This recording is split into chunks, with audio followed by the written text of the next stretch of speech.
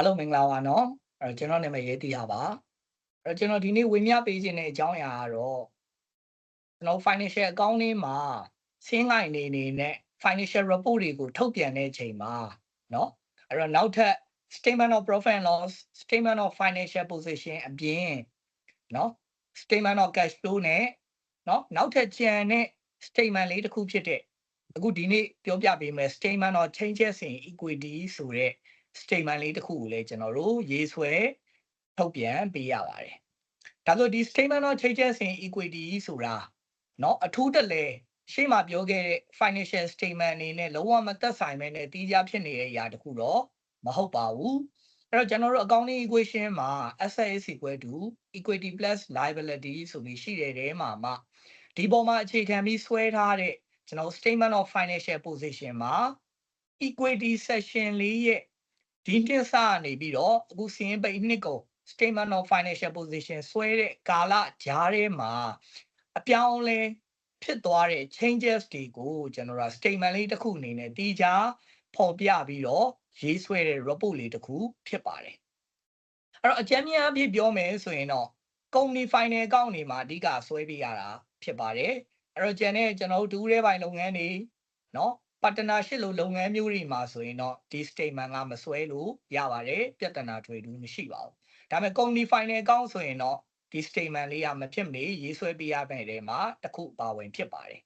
ဒါဆိုရင်ကျွန်တော် statement of changes in equity ဆိုတာဘာလဲဆိုတာကိုပြောရမယ်ဆိုရင်ကျွန်တော် financial statement တွေကိုရေးဆွဲတဲ့ချိန်မှာဒီ equity section ထဲမှာရှိတဲ့ပြောင်းလဲသွားတဲ့အရာလေးတွေကိုညှိနှိုင်းရေးဆွဲပြီးတဲ့ statement တစ်ခုဖြစ်တယ်ဆိုတာကိုကျွန်တော်ပထမဦးဆုံး definition လေးစပြီးတော့เนาะအရင်ဦးဆုံးပြောပြချင်ပါတယ်အဲ့တော့အဲ့ဒီ statement of changes in equity ကကျွန်တော်တို့ full set of financial statement လို့ပြောလို့ရတယ် financial statement တွေအပြည့်စုံဆွဲရမယ်9ခုထဲမှာလည်းဒါတစ်ခုအပါဝင်ဖြစ်ပါတယ်အဲ့တော့ဒါကအရင်ကြီးတော့ကျွန်တော်တို့ရှုပ်ရှက်ခက်ခဲတော့မရှိပေမဲ့ကျွန်တော်သိထားတဲ့အရာလေးတွေရှိတာကြောင့်မို့လို့လေဒီ topic လေးကိုကျွန်တော်နည်းငယ်ဝေမျှပေးရတာဖြစ်ပါတယ်ဒါဆိုရင်ကျွန်တော်တို့ကဒီ statement ကိုဆွဲတဲ့အချိန်မှာကျွန်တော်ထိတ်ဆုံးမှာတော့เนาะအခုပုံလေးပြထားတဲ့ပုံစံတိုင်းပေါ့အဲ့တော့ကျွန်တော်လုပ်ငန်းနာမည်ရှိမယ်ပြီးတော့မှဒီ statement of changes in equity ဒီဘယ်ကာလအတော်တွင်းဆက်ကြားထဲမှာအပြောင်းလဲဖြစ်သွားတယ်ဆိုတဲ့အချိန်ကာလတစ်ခုစာကိုသတ်မှတ်ပေးရမှာဖြစ်ပါတယ်အဲ့တော့ကျွန်တော်တို့က6လလားတစ်နှစ်လားပေါ့เนาะအဲ့ဒါကြောင့်မို့ဒီမှာဆိုရင်ကျွန်တော်တို့တစ်နှစ်စာเนาะ for the year ended လို့သုံးထားတာတွေ့မှာဖြစ်ပါတယ်အဲ့တော့ဆိုလိုချင်တာကဒါကျွန်တော်တို့ဒီ statement ဒီအချိန်ကာလတစ်ခုစာဆွဲရတယ်ဆိုတာကိုသိစေချင်တာဖြစ်ပါတယ်ဒါဆိုဘလို့ column တွေပါလဲဆိုတော့အခုဒီဘက်ဘယ်အစွန်ဆုံးမှာအကြောင်းအရာเนาะ particular အကြောင်းအရာ column တစ်ခုပါမယ်ပြီးရင်ကျွန်တော်တို့ share capitalเนาะ capital လို့ပဲခေါ် share capital လို့ပဲခေါ်သဘောတရားအတူတူပဲဖြစ်ပါတယ်အဲ့ဒါပါမယ်နောက်မဖြစ်မနေနောက်တစ်ခု retain earning ပါမယ် total ပါမယ်အဲ့တော့လုပ်ငန်းတိုင်းမှာအနည်းဆုံးတော့ဒီ column 3ခုကတော့မဖြစ်မနေပါမှာဖြစ်ပါတယ်အဲ့တော့ကျန်တဲ့ကျွန်တော်အများပိုင်းလုပ်ငန်းတွေဆိုရင်တော့ဘလို့ຢာတွေရှိမလဲဆိုရင်ဒီ share တွေကိုထုတ်ရောင်းတဲ့အချိန်မှာအပိုရတဲ့ share premium ဆိုတဲ့ reserve လိုမျိုးတွေပါတတ်ပါတယ်ပြီးတော့ non current asset တွေကိုကျွန်တော်တို့เนาะ revalue လုပ်တဲ့အချိန်မှာเนาะပြန်ပြီးတော့ historical cost ကနေပြီးတော့ fair value နဲ့ပြန်တင်တဲ့အချိန်မှာဖြစ်လာတဲ့เนาะတန်ဖိုးတက်လာတဲ့ revaluation reserve လို့ခေါ်တဲ့เนาะဒီလို reserve မျိုးတွေလည်းရှိတတ်ပါတယ်ပြီးရင်တစ်ခါတလေမှာလုပ်ငန်းကမြက်တဲ့အမြက် retain earning လက်ကျန်တွေကနေပြီးတော့မှတခြားเนาะထူးထူးခြားခြားကိစ္စရပ်လေးတွေเนาะတစ်ခါတလေမှာကျွန်တော်တို့เนาะပွဲလောက်တာမျိုးစီစဉ်တာမျိုးပေါ့အဲ့လိုမျိုးလုပ်လို့ရအောင်ဆိုပြီးတော့ကျွန်တော် general reserve အနေနဲ့ဒီမြတ်တဲ့အမြတ်ထဲကနေခွဲပြီးတော့တတ်ထုတ်ထားတဲ့အဲ့လိုမျိုး reserve လေးတွေလည်းရှိပါတယ်ဒါပေမဲ့အခြေခံအားဖြင့်မဖြစ်မနေရတော့ကျွန်တော်တို့အခုဒီမှာပြထားတဲ့ share capital နဲ့ retain earning ရဲ့ကျွန်တော်တို့ total column ရယ်ဆိုပြီးရှိမှာဖြစ်ပါတယ်အဲ့တော့ share capital ဆိုတာတော့ဒါပိုင်ရှင်တွေထည့်ဝင်ထားတဲ့မတည်ရင်းနှီးငွေ column ဖြစ်ပါတယ် retain earning ဆိုတာကကျွန်တော်လုပ်ငန်းလုပ်ခဲ့တဲ့အချိန်ကနေစပြီးတော့အခုစီးရင်ပိတ်တဲ့ကာလအထိလုပ်ငန်းဒီစုစုပေါင်းဘယ်လောက်ရှုံးလဲဘယ်လောက်မြတ်လဲဆိုတာကို accumulated เนาะ aggregate ဘယ်လိုပဲပြောပါစုစည်းပေါင်းစည်းထားတဲ့ column ကိုကျွန်တော်တို့ကအမြတ်လက်ကျန်စုစုပေါင်းပေါ့เนาะ retain earning လို့ခေါ်ပါတယ်ပြီးတော့မှဒီ share capital နဲ့ retain earning နဲ့ပေါင်းပြီးတော့မှဒါ total column ကပြန်တွက်ထားတာဖြစ်ပါတယ်အခုဒီမှာပြထားတဲ့ example ရဆိုရင်တော့ဒါ public နော်အများပိုင်းကုမ္ပဏီလုပ်ငန်းမှာဆိုရင် share တွေကိုအပြင်ထုတ်ရောင်းတာဖြစ်တဲ့အတွက်ကျွန်တော် share premium ဆိုတဲ့ column လေးတစ်ခုလည်းဒီထဲမှာ example ပေးထားပါတယ်ဒါဆိုဘလို့အကြောင်းအရာတွေကိုဒီထဲမှာကျွန်တော်တို့ထည့်ပြီးညှိပေးရတာလေအဲ့တော့ပထမဦးစားပေးကအရင်ဦးဆုံးဒီနှစ်စရင်းဖွင့်တဲ့အချိန်မှာရှိနေတဲ့ equity လက်ကျန်ဖြစ်တဲ့ opening ကိုကျွန်တော်တို့အရင်ဦးဆုံးတည်ပေးရပါတယ်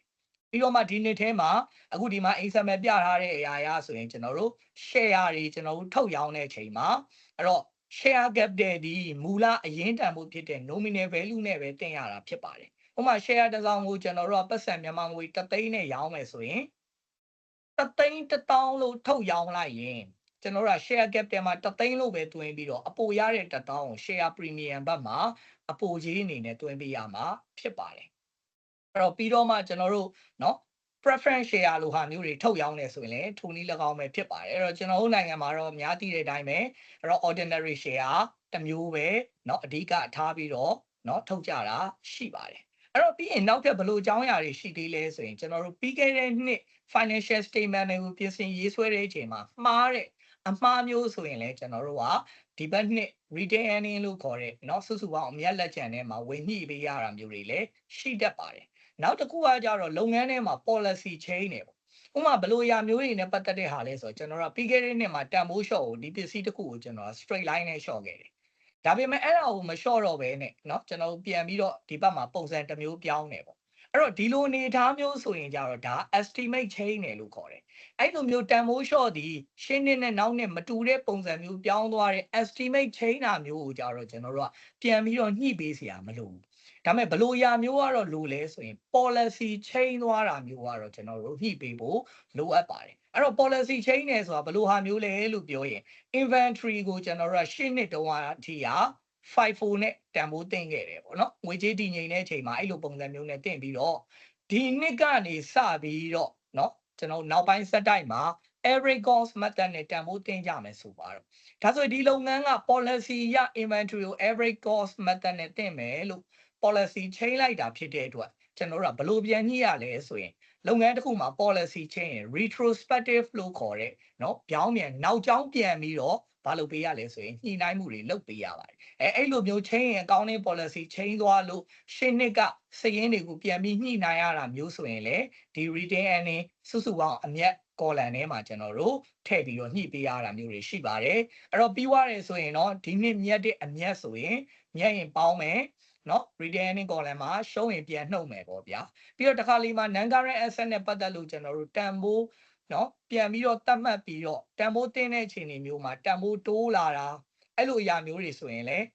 ဒါ revaluation reserve ဆိုတဲ့ column မျိုးနဲ့ကျွန်တော်တို့ပြန်ပြီးတော့ညှိပေးရမှာဖြစ်ပါတယ်အဲ့တော့တစ်ခါလေးမှာ retain earning နဲ့မှာအမြတ်လက်ကျန်တွေကများနေတယ်နော်အဲ့ဒီကနေပြီးတော့ dividend ထုတ်ပေးလိုက်တာမျိုးဆိုရင်လေဒါ retain earning column အောက်မှာ dividend ပိတ်တွေပါတွေဆိုရင်နှုတ်ပေးရမှာဖြစ်ပါတယ်ပြီးတော့အမြတ်တွေက dividend ထုတ်ပေးတဲ့ပြင်ဟိုမှာ retain earning တွေများနေလို့တခြား reserve အနေနဲ့တစ်ခုခြံထားခြင်းနဲ့ဆိုရင်လေကျွန်တော်တို့ကဒီ retain earning တွေကနေပြီးတော့ general reserve ကိုပို့ပြီးတော့ညှိနှိုင်းပေးရမျိုးတွေရှိပါတယ်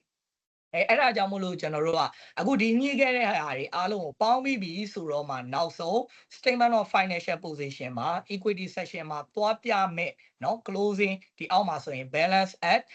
เนาะ December 31st 2022ဆိုပြီးတော့ closing balance ပိတ်ပေးထားတာမျိုး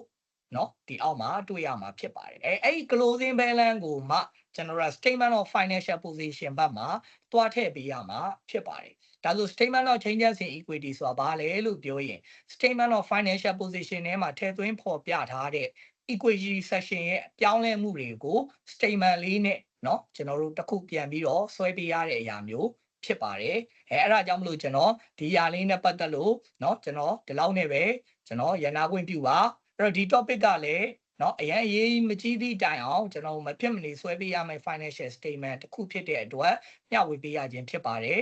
โอเคဒါဆိုရင်ဒီဗီဒီယိုလေးကိုတော့ကြည့်ရှုပြီးတော့နောက်တစ်ခုခုနားမလဲတာမေးချင်တာရှိရင်လည်းနော် comment box အောက်မှာဝင်ရောက်မေးမြန်းဆွေးနွေးသွားလို့ရပါတယ်ဒါဆိုဒီဗီဒီယိုလေးကိုအဆုံးထိကြည့်ရှုနားထောင်ပေးတဲ့အတွက်လည်းကျေးဇူးအများကြီးတင်ပါတယ်ကျွန်တော်တို့နောက်ဗီဒီယိုတွေမှာပြန်ပြီးတော့ဆုံတွေ့ကြတာ